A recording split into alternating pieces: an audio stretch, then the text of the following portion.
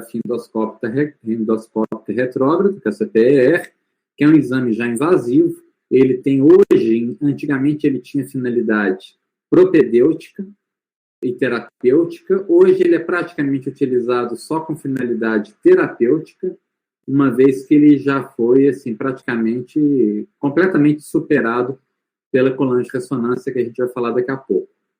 A colangiografia percutânea ou transpareta hepática hoje é um método que praticamente deixou de existir, né? Ele é feito mais no perioperatório, em situações muito específicas, né? Não é mais um exame utilizado em grande escala, como um dia já foi utilizado no passado.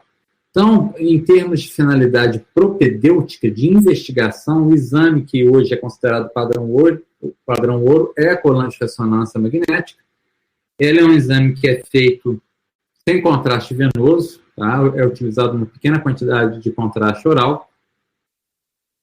E é um exame que consegue um detalhamento muito bom da árvore biliar intra e extrahepática e consegue avaliar situações bem múltiplas, né? Tanto dilatação por cálculo, dilatação por lesões expansivas, pacientes com colangite. Então, o arsenal de investigação da colangoressonância é um arsenal bem amplo. Tá? Quando a gente fala de anomalia da vesícula biliar, essas anomalias são extremamente raras, com exceção de uma, que é a vesícula em Barrett-Frígio. A genesia de vesícula é muito rara, tá? A duplicação de vesícula biliar é mais raro ainda, né? A vesícula biliar multiseptada é relativamente comum, não é tão raro assim, e a vesícula em Barrett-Frígio também é mais comum, né? Você imagina que pode chegar até 6% da população, isso daí é um número muito alto. O Barrett-Frígio nada mais é do que essa dobra, tá? Isso aqui que é um Barrett-Frígio, esse boné, esse capuz, que é um capuz francês, né? É muito popular na Idade Média. Ele aí foi imortalizado aí nos Smurfs, né? Que é essa dobrinha aqui, isso aqui é o Barrett-Frígio. Então, a vesícula em Barrett-Frígio nada mais é do que uma vesícula que tem uma dobrinha, né? Na porção fúndica. É importante para quê? É importante para você saber que isso é uma variação anatômica e não ficar extremamente preocupado com algo que é relativamente trivial. De qualquer forma, o aspecto da vesícula biliar no ultrassom é o aspecto de uma imagem alongada, com paredes finas, o conteúdo é uniformemente anecoico, né? Então tem um conteúdo com uma ecogenicidade bem homogênea e sem evidências aí de outros achados em condições fisiológicas, né? É lógico que no ultrassom, uma imagem hiperecóica com sombra acústica, eu vou pensar, por exemplo, um cálculo biliar, né? Uma imagem hiperecóica sem sombra acústica, você pensa na possibilidade de um pólipo vesicular e por aí vai. Então, outra imagem, a vesícula em Barrett-Frígio, pela colangio. Aqui outra vesícula. Aqui é uma vesícula com septações internas. Tá? Muito bem. Então, vamos falar sobre algumas doenças císticas das vias biliares, né? As doenças císticas das vias biliares, elas são relativamente comuns, não são condições raras. As mais populares são os cistos de Colles. Existe, então, uma classificação internacional para esses cistos de Colles. E, inclusive, a doença de Caroli é uma variação dos cistos de Colles. Tá? E também nós temos os amartomas biliares, que são relativamente raros, mas é uma condição completamente benigna.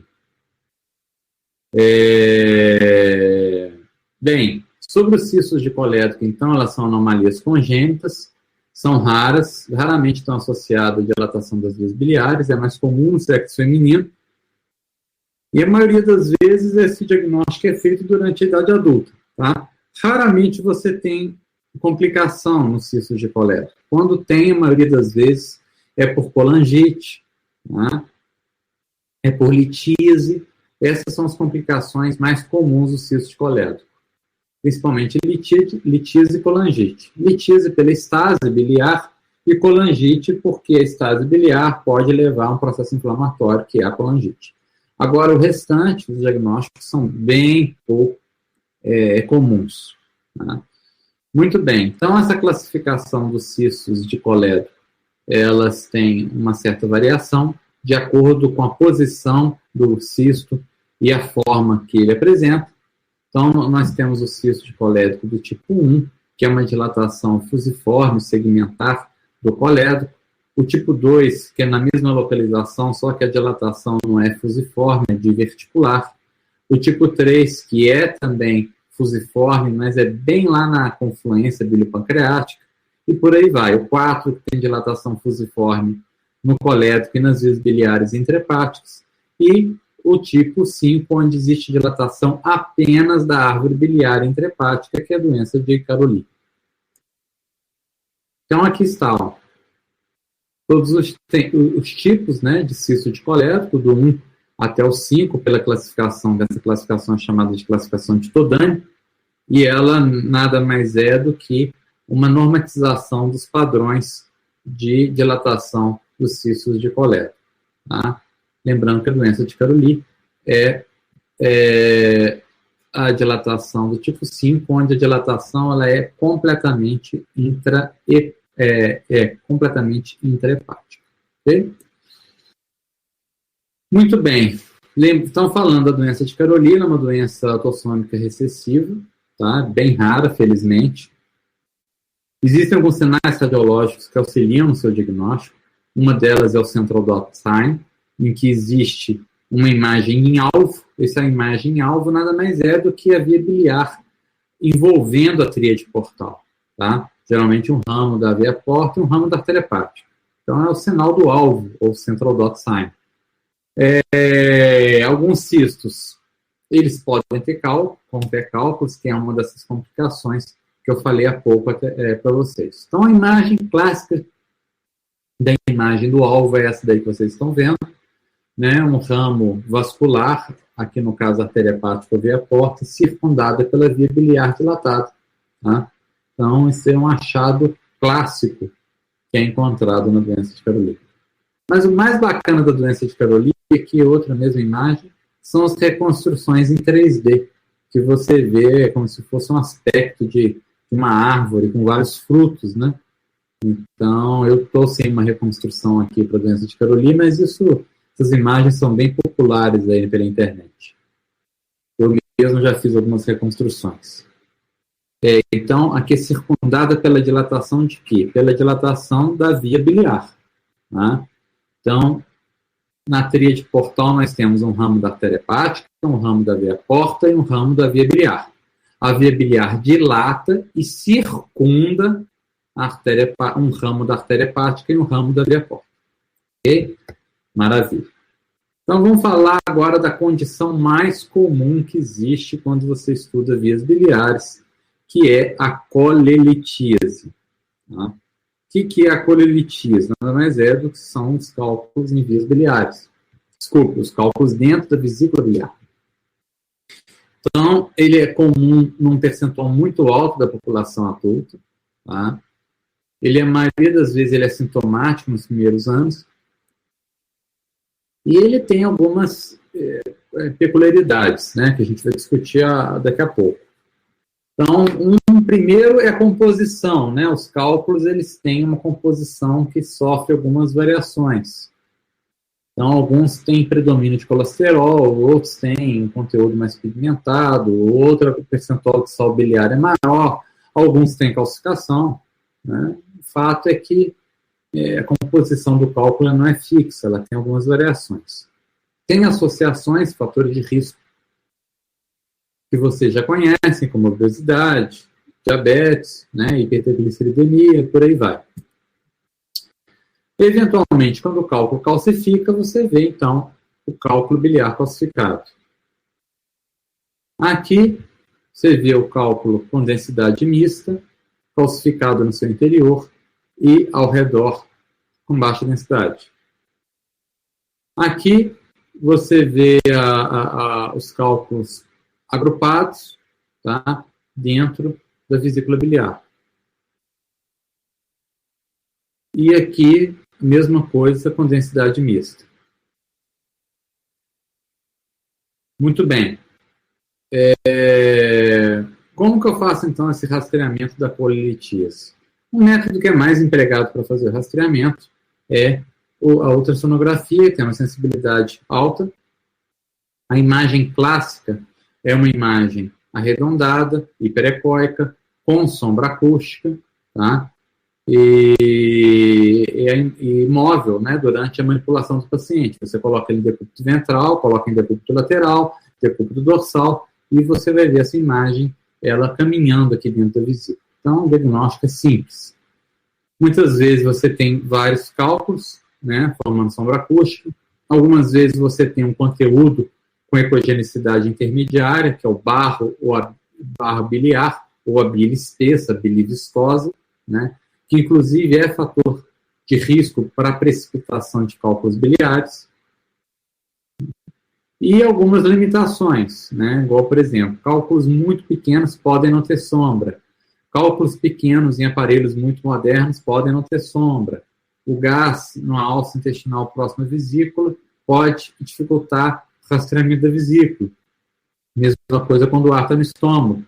Vesícula contraída, seja por um jejum inadequado ou por uma vesícula esclerotrófica.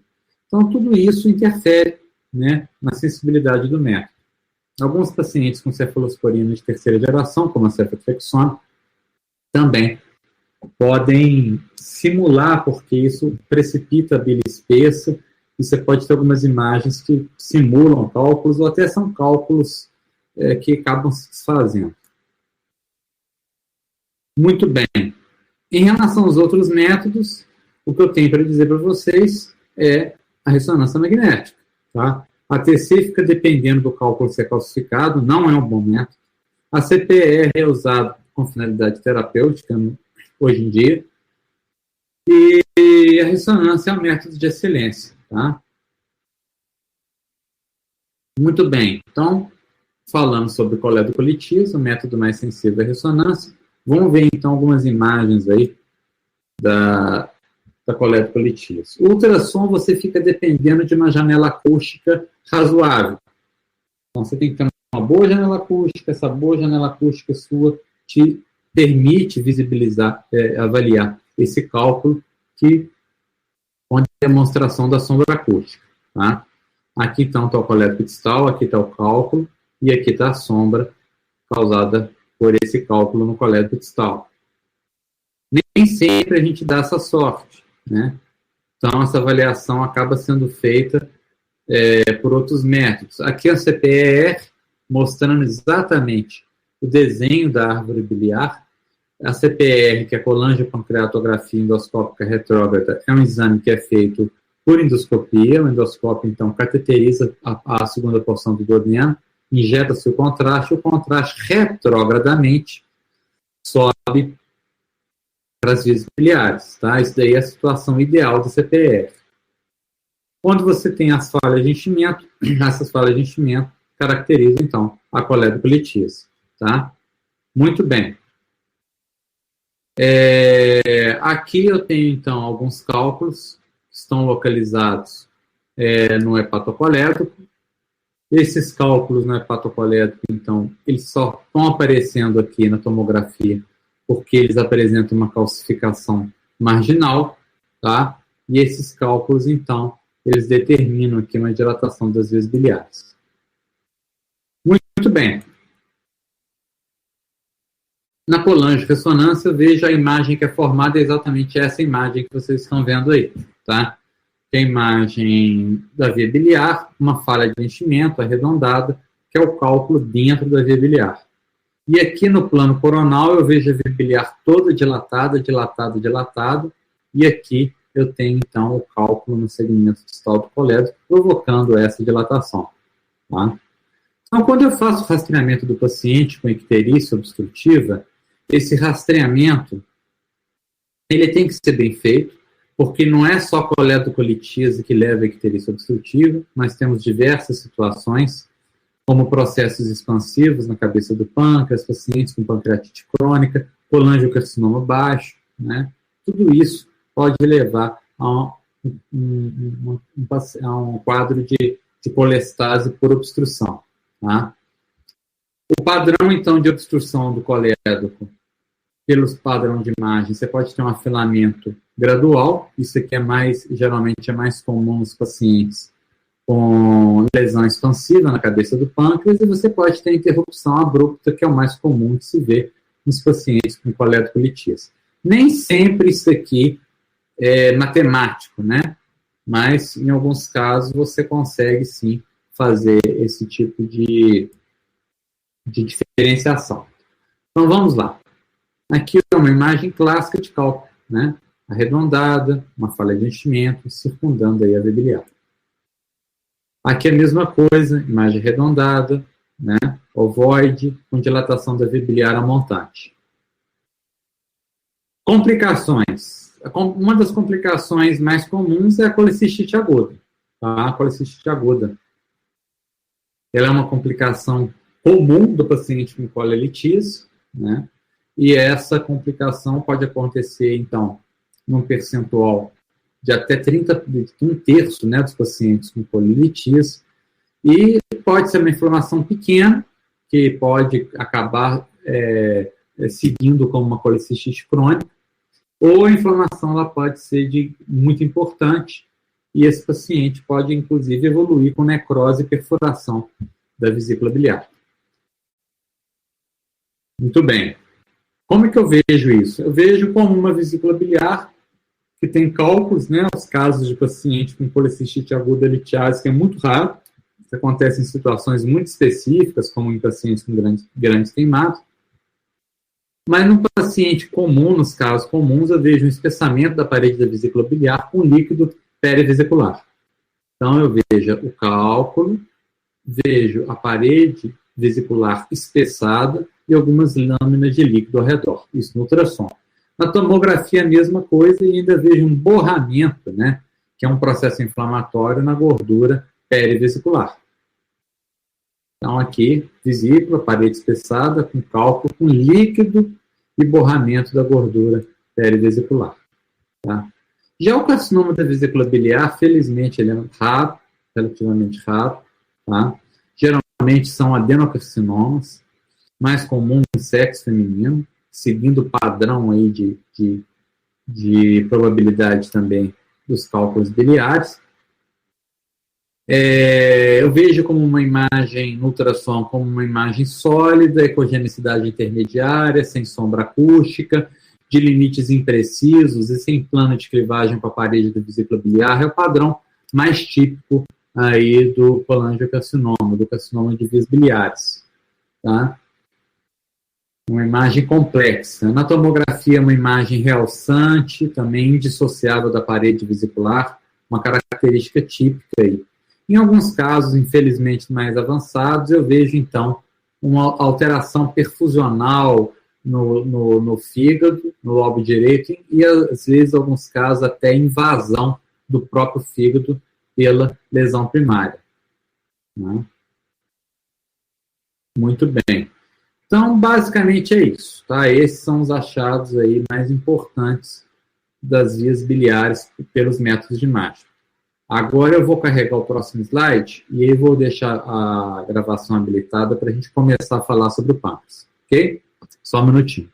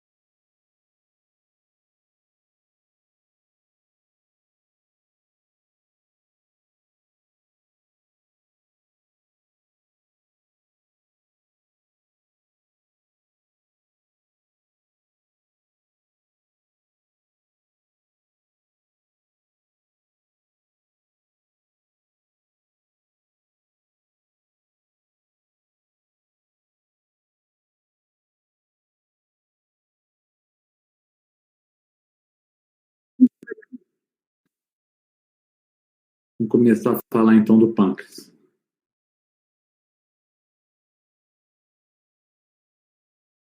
Então, essa é a primeira aula de pâncreas, né, onde a gente vai falar principalmente das questões anatômicas e de alguns achados principais por imagem, tá? Na verdade, são duas aulas sobre pâncreas. Bem, falando então sobre a glândula, o pâncreas é a segunda maior glândula exócrina, né? A segunda maior glândula com função exócrina e endócrina. Ela tem algumas características anatômicas importantes, uma delas é a localização retroperitoneal e a relação dela no retroperitônio com as estruturas circunjacentes. Então, o pâncreas ele está localizado no espaço pararrenal anterior, que é o compartimento mais anterior, vamos dizer assim, do retroperitônio.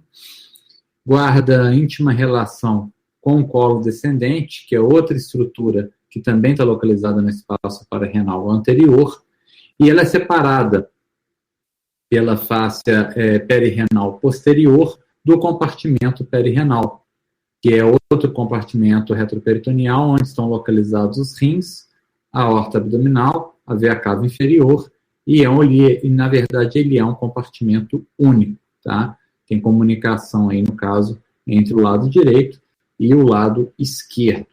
Muito bem. Esse slide, então, nós vimos agora na aula passada. O pâncreas, então, ele tem grande parte da localização dele como retroperitoneal. Eventualmente, a ponta, a cauda do pâncreas pode ter um pequeno componente intraperitoneal. Isso daí é uma variação anatômica que pode acontecer, tá? Eventualmente. Ele tem localização posterior ao estômago, e entre o estômago e o pâncreas nós temos aqui a pequena cavidade omental, né, também conhecida como retrocavidade dos epíplons, ou mesmo como bursa omental. São nomes que representam a mesma estrutura, que é a chamada pequena cavidade peritoneal, que fica localizada aqui dentro, entre o estômago e entre o pâncreas. Muito bem. Lembrando também que o pâncreas tem uma relação muito próxima com a terceira porção do duodeno, a segunda a gente já falou, a terceira porção do duodeno, aqui o ângulo de Treitz, que é a transição entre o duodeno e o segmento proximal do jejum, e principalmente com os vasos mesentéricos superiores, tá? Artéria e veia mesentéricas superiores, tá? Estão aqui representados. Colético, a gente já acabou de falar sobre ele. Muito bem. Então, um recorte mostra muito bem como que é o compartimento onde está localizado o pâncreas, que é o espaço pararrenal anterior. Tem relação aqui com todo o duodeno, tem relação com os vasos mesentéricos superiores, localização posterior ao estômago, que aqui foi retirado, rebatido. E, além disso, vocês vão ver uma imagem aqui, ó, né, como se fosse aqui retirado uma estrutura, que, na verdade, isso aqui nada mais é do que a raiz do mesentério. Então, a raiz do mesentério, ela está praticamente em contato com toda a porção, o aspecto anterior do pâncreas. Então, é fácil de entender como que uma neoplasia pancreática, facilmente ela pode disseminar para a raiz do mesentério, né, para o colo transverso, para o mesocolo transverso e por aí vai. Então, conhecendo as relações anatômicas, fica fácil entender a disseminação oncológica. Aquilo que eu tinha falado na aula passada. O pâncreas é formado de duas estruturas embriológicas distintas, o pâncreas ventral e o pâncreas dorsal. Durante a formação do tubo digestivo e das vias biliares, nós temos, então, essa separação. Depois, existe uma rotação, tá? Essa rotação, ela acontece, então, no sentido horário de quem está olhando de cima para baixo, e a via biliar e o hepatocolédrico passa por trás, então, do tubo digestivo primitivo, para se fundir com o pâncreas dorsal e formar o pâncreas adulto.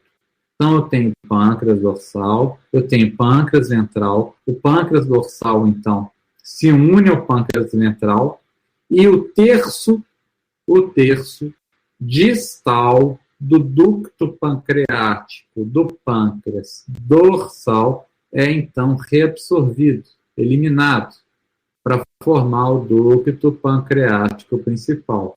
Se isso não acontece, nós temos o ducto pancreático acessório, que é o ducto de Santorini. Feito? Muito bem. Então, aqui estão as partes de cada parte do pâncreas, né? Relação anatômica, as características, isso aqui vocês podem avaliar depois com calma. Como que eu avalio o pâncreas por imagem? Raio-X serve para quê? Praticamente para nada. Exceto em circunstâncias muito especiais, tá? Então, antigamente você fazia alguns exames contrastados, que ainda existem, mas eles são feitos hoje em situações muito específicas, né? Ah, eu quero estudar um trajeto fistuloso, eu quero estudar um extravasamento por uma fístula, papapá. Aí você faz o exame contrastado, faz até o estudo contrastado pela tomografia, você tem uma série de alternativas. Mas não é o volume de exame que era feito no passado. Basicamente, então, o pâncreas antigamente era avaliado como? Acompanhando o duodeno. Se eu tinha uma situação que o duodeno estava desviado, provavelmente existia uma massa na cabeça do pâncreas. Isso é para mostrar para vocês como que era difícil, né? Não é hoje a facilidade que você tem de fazer uma tomografia hoje, multislice, né? Um equipamento moderno, uma ressonância magnética, você consegue caracterizar bem, ou até mesmo um ultrassom endoscópico, né? Então, assim, hoje você avalia o pâncreas muito bem. Cada dia melhor. Antigamente, eu tinha que desconfiar que aqui tinha uma lesão expansiva, porque o arco do duodeno estava maior. Então, isso aqui também era chamado até sinal do 3 invertido. É um sinal radiológico, né? Que é isso aqui. Então, assim, são sinais radiológicos clássicos que foram importantes durante décadas e décadas, praticamente quase um século, de um sinal radiológico que era útil, né? E com o tempo, felizmente, isso foi superado por outras tecnologias. Bom, então aqui, ó, uma outra colange mostrando a via biliar. E a radiologia convencional, então, tem pouco a acrescentar. O ultrassom já é utilizado há muito tempo, aqui, ó, 1987. Você imagina? Já tinha ultrassons. Isso aqui eu peguei do arquivo, tá? Lá do Hospital Felício Roxo. Eles me cederam essa imagem aí para mostrar um exame que foi feito em 1987, né? Os primórdios da ultrassonografia. E, com o tempo, a caracterização do pâncreas foi só melhorando. Essa é uma imagem do equipamento que já tem uns 15 anos, né? E eu já faço hoje exame no equipamento que tem uma caracterização do pâncreas bem melhor do que isso daqui que vocês estão vendo. Então, assim, é tecnologia, é evolução, né? A gente sempre tem que se manter. A nossa obrigação é se manter atualizado e tentar passar o máximo de segurança e de tecnologia para os nossos pacientes, né? Sem esquecer, obviamente, o essencial na medicina, que é a relação médico-paciente. Isso daí é insubstituível, qualquer outra tecnologia. Muito bem. Então, a relação anatômica do pâncreas com a veia cava, com a veia cava inferior, com a veia porta, aqui a veia esplênica passando, né? A aorta, a artéria mesentérica superior, olha só a relação dela com o pâncreas. Tudo isso eu consigo ver muito bem pelo ultrassom. Então, o ultrassom foi o primeiro grande salto no estudo do pâncreas. Tem algumas limitações. O segmento mais difícil de se avaliar pelo ultrassom é a cauda do pâncreas, tá? Mas, eventualmente, você consegue passar ou superar essas dificuldades. Muito bem. Então, aqui eu tenho a tomografia computadorizada, foi o segundo salto né? Foi o primeiro exame que, de fato, conseguiu avaliar o pâncreas na sua totalidade. Isso principalmente porque o pâncreas, a tomografia do pâncreas não sofre interferência em relação à presença ou não de ar no seu interior, tá? Então, o pâncreas continua sendo um método excepcional, tá, para avaliação do tecido pancreático. E você consegue saber se existe ou não, por exemplo, uma dilatação ductal, né? Então, assim, você tem vários parâmetros a serem avaliados. E a cauda do pâncreas, muito bem vista pela tomografia. Muito bem. Então, é um método de imagem muito bom, não sofre interferência do conteúdo gasoso. Ressonância, o último, né, vamos dizer assim, salto, o último grande ganho tecnológico na avaliação do pâncreas.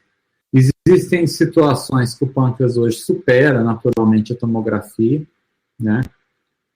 Em alguns casos, a tomografia continua complementando o estudo da ressonância, né? Então, por exemplo, um paciente com pancreatite crônica, é muito comum na pancreatite crônica você ter algumas calcificações periductais, acinares. Isso a ressonância tem dificuldade de ver, e a tomografia vê muito bem, né? Algumas lesões císticas no pâncreas, a maioria das lesões císticas são muito melhor avaliadas pela ressonância do que pela tomografia. Então, hoje o papel da ressonância, quer dizer, hoje o papel da tomografia é um exame complementar muito importante para a ressonância magnética. Em alguns casos, cada um tem suas vantagens. Em situações muito difíceis, eventualmente os dois exames são indicados.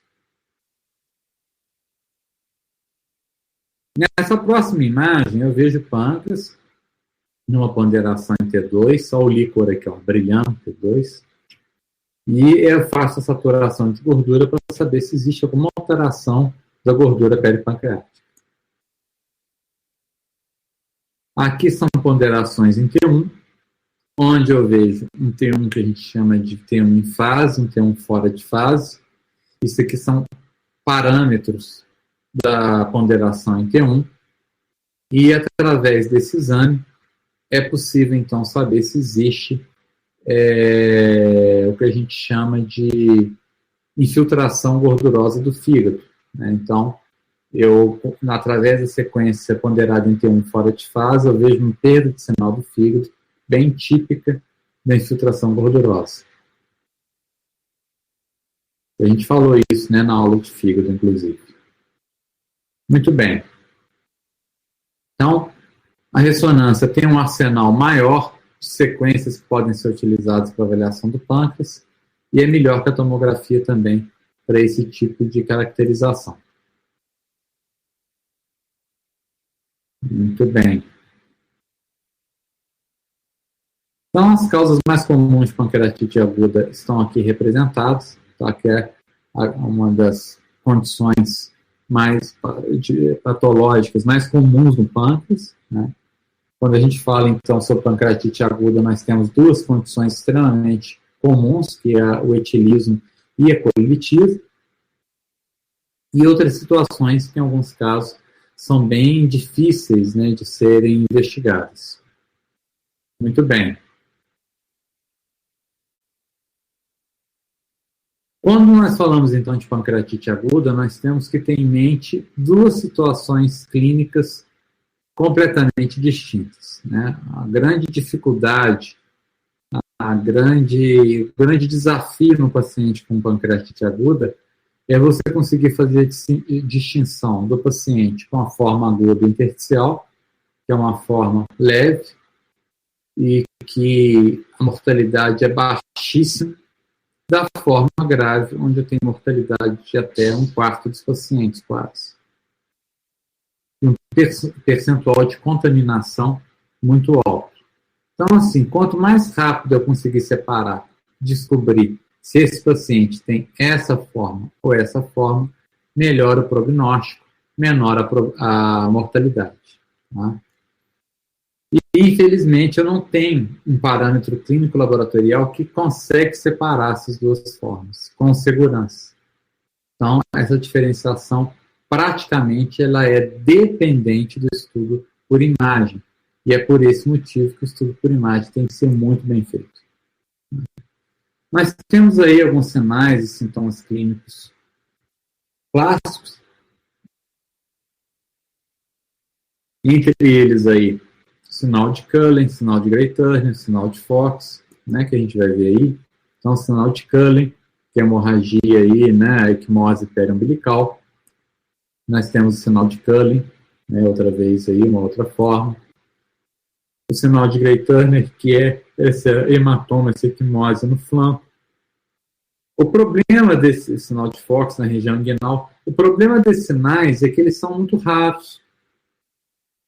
Então, assim, eles têm uma sensibilidade até relativamente alta, mas uma especificidade muito, muito baixa, né? Porque dificilmente aí você encontra esses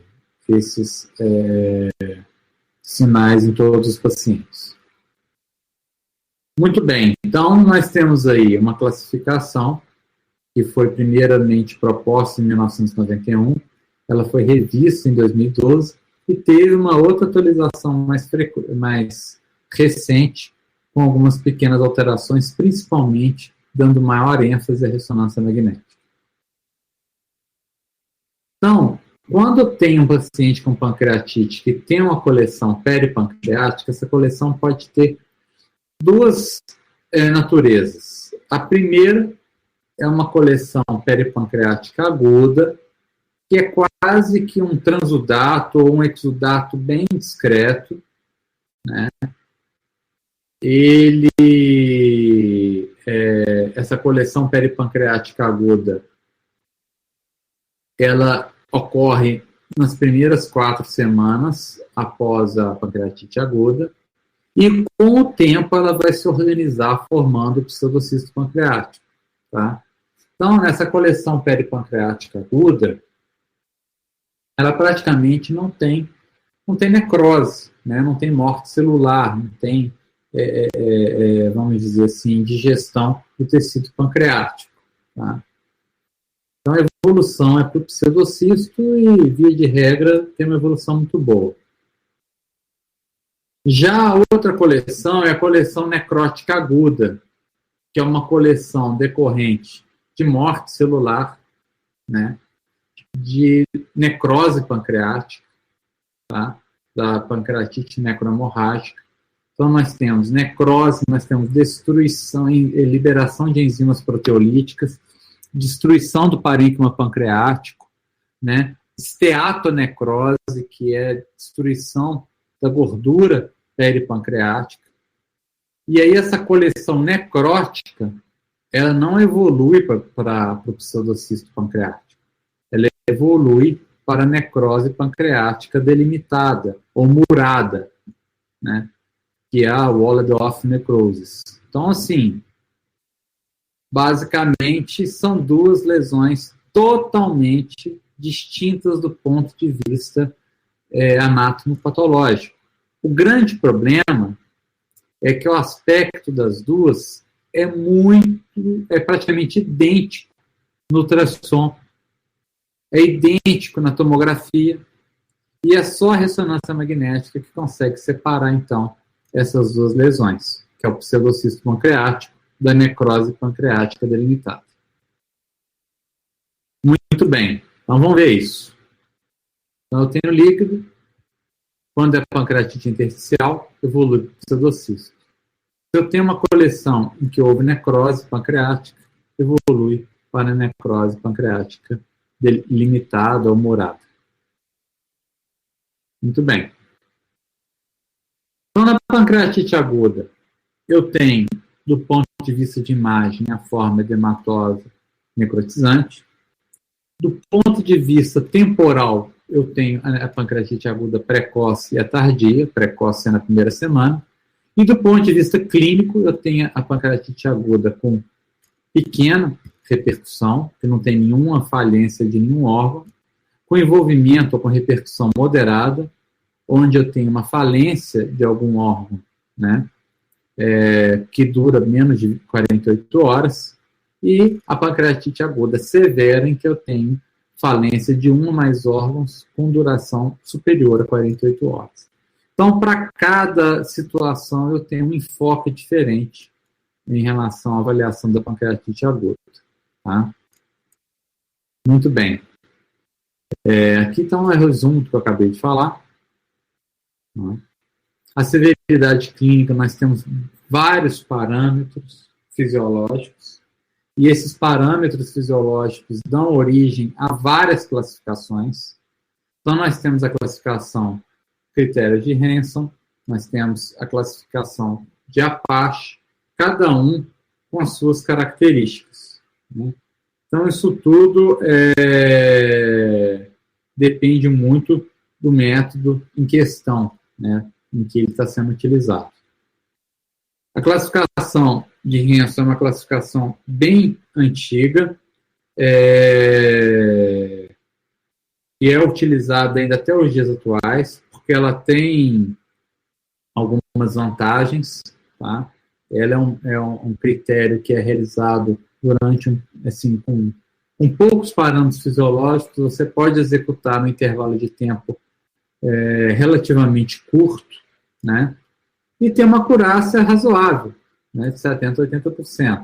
Então, basicamente, esses são os parâmetros que são utilizados no critério de Hansen, e de acordo com a pontuação, eu consigo avaliar a mortalidade. Ele é muito bom nos pacientes que têm as pontuações extremas, ou seja, de 1 até 3 pontos e maior do que 6. Agora, ele não é um método muito bom, não é uma avaliação muito boa naquele paciente intermediário, que acaba que a mortalidade fica aí meio perdida, né? A sua margem de erro é uma margem de erro muito grande. A classificação de Apache é muito boa, só que ela utiliza aí 12 parâmetros fisiológicos, isso é bem complexo, porque você já começa a precisar de mais informação para fazer a classificação. Tem uma sensibilidade que não é muito boa, tá? Principalmente nos pacientes com a forma grave. Então, essa aqui é a pontuação do Apache 2. Geralmente é feita no paciente que está em cuidados intensivos. Então, comparando aí o score de cada classificação e a mortalidade. Você vê que o Apache tem uma superioridade, só que ele é mais difícil de ser executado. Já os métodos de imagem, eu consigo avaliar basicamente tudo. Então, eu tenho o pâncreas com uma imagem cística na cauda, formação de um pseudocisto aí pancreático. Né? O paciente com pancreatite, eu vejo um pâncreas com tamanho aumentado, com uma densidade reduzida. Densidade não, com uma ecogenicidade reduzida. Então, aqui outro paciente com pancreatite aguda. Pâncreas escuro, né? Hipoecóico. Outra aqui com a formação já de um pseudocisto.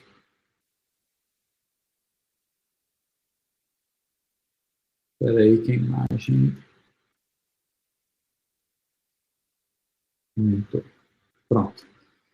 E a tomografia computadorizada, que até algum tempo era normal em até 1/3 dos casos. Hoje, os tomógrafos mais modernos, esse número já é felizmente menor, né?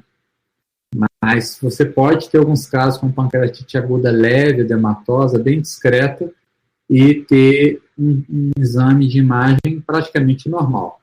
Na maioria das vezes, mesmo a pancreatite aguda intersticial, eu vejo o envolvimento da gordura peripancreática. Isso me ajuda muito no diagnóstico.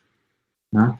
Então, o que é o envolvimento? Essa densificação da gordura peripancreática. Ela tinha que ser totalmente hipoatenuante e ela tem uma atenuação intermediária. Muito bem. Na pancreatite aguda necrotizante ou necrosante, você tem uma perda da viabilidade tecidual. Como é que eu vejo isso? Eu injeto contraste realça. Depois de um tempo, você tem, às vezes, um trombo, uma área de infarto, e aí você não tem mais realce, ou seja, necrose pancreática. Tá? Quando a necrose é pequena, via de regra, o paciente tem uma boa evolução. Se a área de necrose é muito grande, geralmente, dificilmente esses pacientes escapam, tá? O que leva a uma cascata de eventos difícil de ser corrigida, vamos dizer assim. Então, aqui eu tenho um paciente com necrose pancreática, com formação de uma coleção necrótica aguda, que foi se organizando para formar a área de necrose murada, né, ou delimitada, que não tem nada a ver com pseudocisto pancreático. Muito bem.